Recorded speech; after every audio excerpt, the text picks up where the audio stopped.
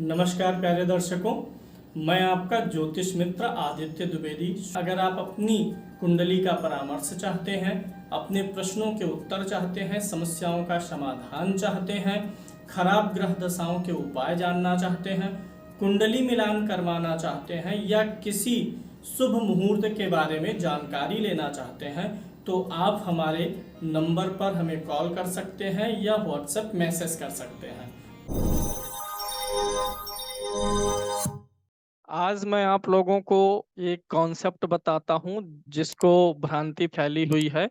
अगर कुंडली मांगलिक है और उस मंगल पे बृहस्पति या चंद्रमा की दृष्टि है तो मंगल दोष का परिहार काफी लोग बोलते हैं। देखिए 100 कुंडली में मान लीजिए मंगल दोष है, उसमें गुरु की दृष्टि आ गई चंद्रमा की, हो सकता है 2 4 6 कुंडली में हो जाए, 100 में 2 4 6 में हो सकता है कि हाँ उनके वैवाहिक जीवन पे कोई असर नहीं पड़ा। लेकिन ऐसा भी हो सकता है कि वो मंगल पे गुरु या चंद्रमा की दृष्टि के साथ साथ कोई दूसरे भी योग रहे हो, उसका भी असर पड़ा हो। तो आज मैं आप लोगों को इस पे पहले क्लियर करूंगा कि क्या मंगल दोष को चंद्रमा या बृहस्पति की दृष्टि कम कर देती है, खत्म कर देती है। इसमें चंद्रमा और बृहस्पति को ही क्यों लिया जा रहा है, शुक्र और बुध को क्यों नहीं? क्योंकि शुक्र और बुध भी शुभ ग्रह हैं। लेकिन जो ज्योतिषी लोग बताएंगे आपको, कहेंगे मंगल पे चंद्रमा और गुरु की दृष्टि या एक दूसरे से समसप्तम हो या मंगल की युति हो जाए, चंद्रमा की युति हो जाए, मतलब अगर चंद्रमा और गुरु का योग बना मंगल के साथ या दृष्टि बनी तो मंगल दोष खत्म, ऐसा कहा जाता है। क्या ये सत्य है? दूसरा, पहले ये मैं बताता हूं क्यों चंद्रमा और गुरु को लेकर के ही ये बात कही गई, शुक्र और बुध को लेकर के क्यों नहीं?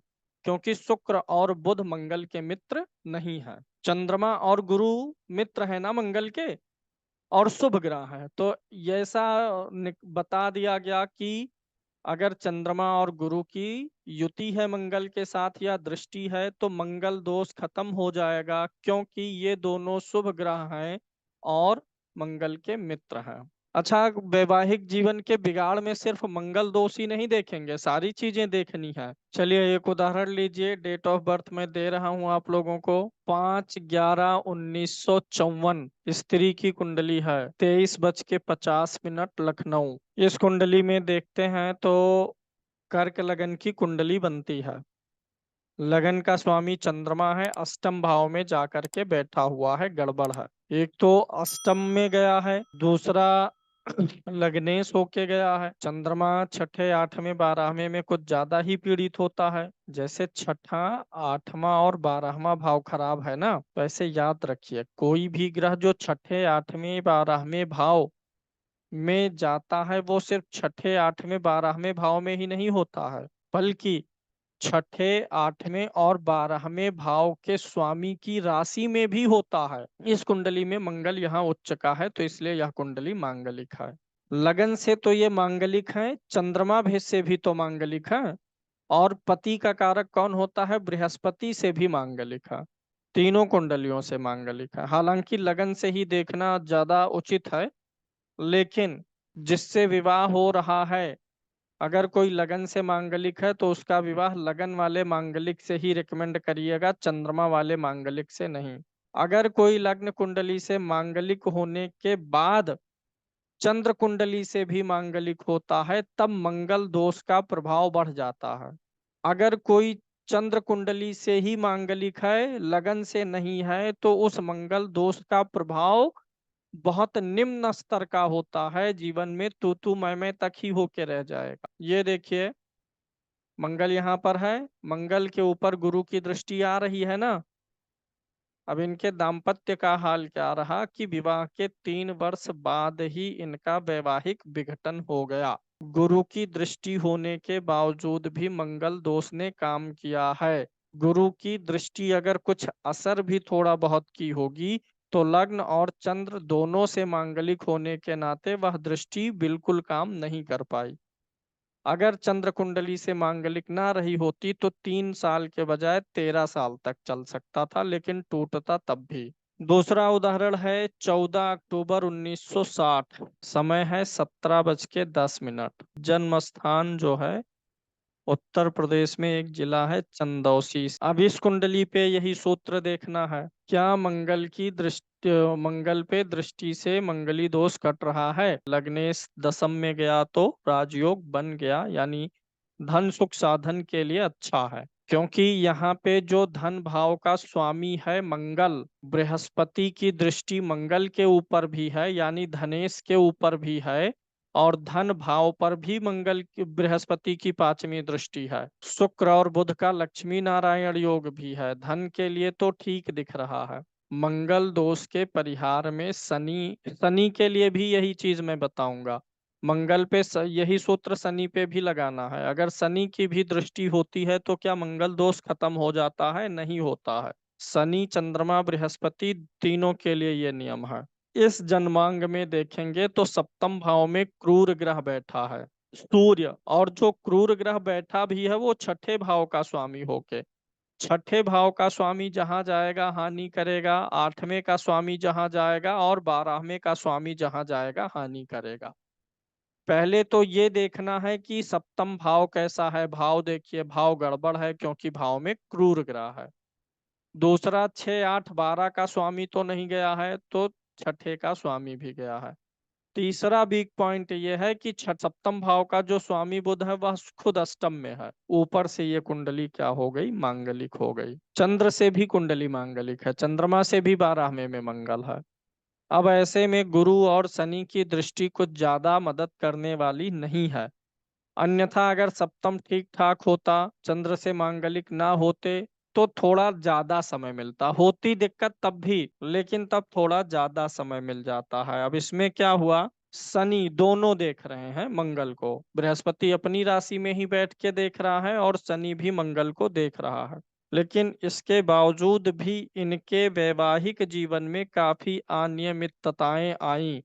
अंततः निर्णय हुआ कि विवाह के कुछ माह, कुछ वर्ष भी नहीं, कुछ माह पश्चात ही इनका अलगाव हो गया। तो यहाँ पर भी गुरु की दृष्टि ने मंगल को असर देने से नहीं रोक पाया। विवाह भाव किसी प्रकार से पीड़ित है, किसी प्रकार से मतलब भाव में पीड़ित है, कोई बुरे भाव का स्वामी जाके बैठा है।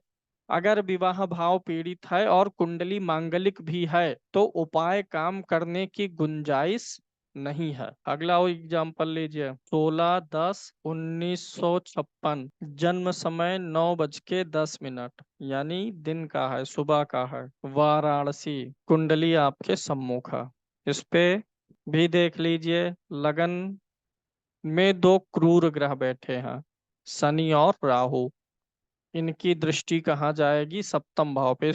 यहाँ पे दो क्रूर ग्रहों का प्रभाव है, तीसरा क्रूर ग्रह बैठा हुआ है, यानी सप्तम भाव ठीक नजर नहीं आ रहा है। अगर सप्तम भाव पीड़ित है, गड़बड़ है, तब मंगल दोष और ज्यादा प्रभावी हो जाएगा। सप्तम भाव मजबूत होने पर झेलना किसे है बताइए?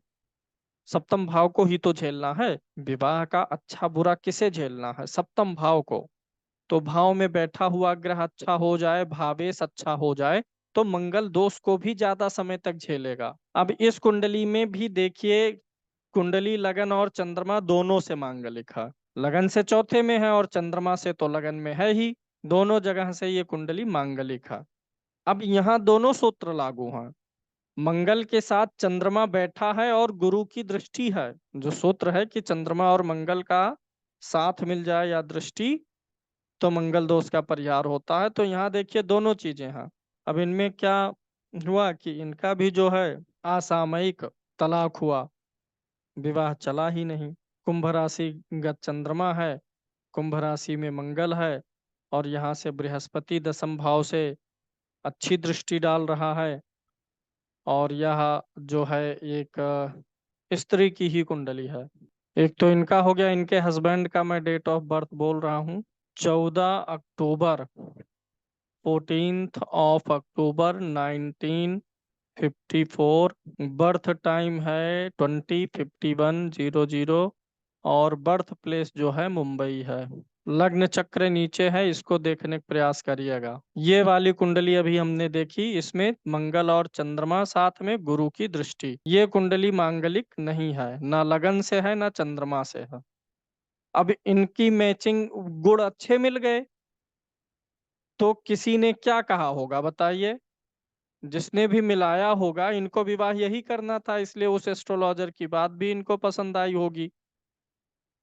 इनको ये बताया गया होगा कि गुण इतने अच्छे मिल गए तो मंगल दोष खत्म, एक ये कहा गया होगा। दूसरा ये कहा गया होगा, क्या कहा गया होगा कि इसके मंगल पे गुरु की दृष्टि है, मंगल चंद्रमा के साथ है तो मंगल दोष खत्म है, यही तो कहा गया होगा। नियम ही यही बना के बैठे हैं। वो नॉन मांगलिक के मांगलिक और विवाह क्यों किया गया जबकि कुंडली मिलाई गई थी? तो उनको यही रहा होगा कि मंगल अगर चंद्रमा और गुरु के प्रभाव में है तो मंगल दोष खत्म।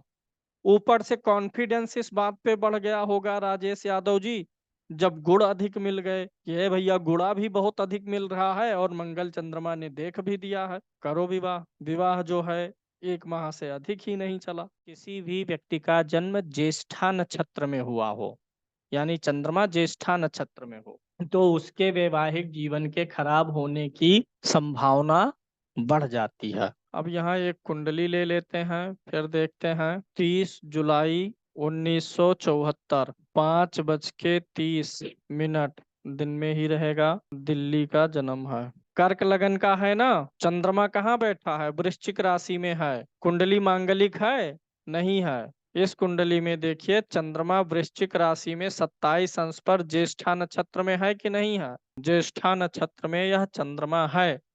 ज्येष्ठा नक्षत्र के अंतिम पद में जन्म हुआ है। 4 चरण होते हैं, चौथे में हुआ है। और फिर यह एक जातिका की ही कुंडली है, स्त्री की ही कुंडली है, ध्यान दीजिएगा। बहुत ही सुंदर और रूपवान थी, रंग रूप से कोई भी बिल्कुल गड़बड़ी नहीं थी।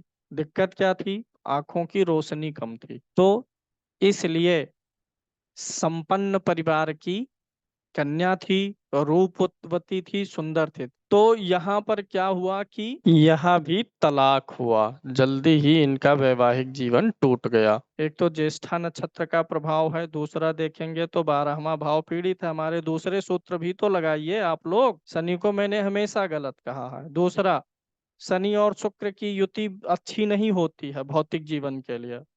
तीसरा, चंद्रमा नीच राशि में राहु के साथ है तो इसको मानसिक कष्ट तो मिलना ही है। हाँ, सब तो देखेंगे 12वें भाव में शनि है कि नहीं है। जब सब कुछ अच्छा रहेगा तो मानसिक कष्टवा कहाँ से मिलेगा, ये भी हो गया।